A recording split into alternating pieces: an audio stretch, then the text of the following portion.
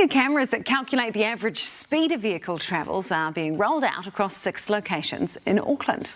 Waka Kotahi say the new cameras are more effective at lowering speeds and reducing crashes.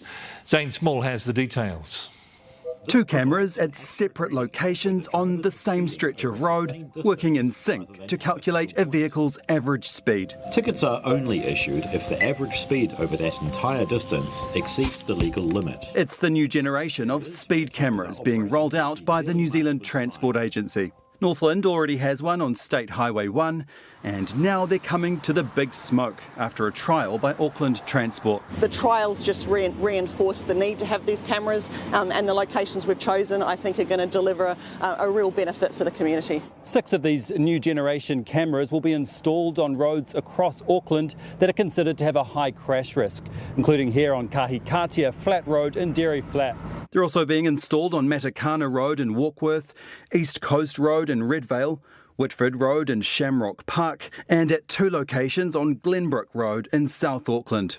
A recent law change by the Labour government enabled the use of the camera technology. They've pushed through this legislation to bring in these point-to-point speed cameras.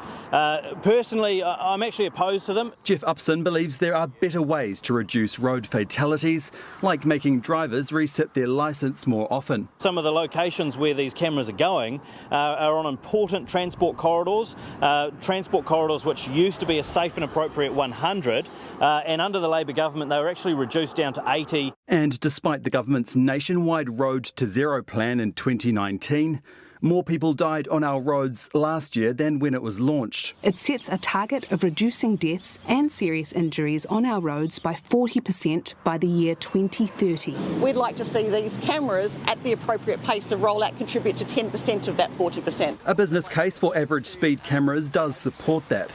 It found the technology can reduce road injuries or fatalities by up to 56%. Incredibly effective. If that's the case, then perhaps these new cameras could finally get us on the road to zero. Zane Small, News Hub.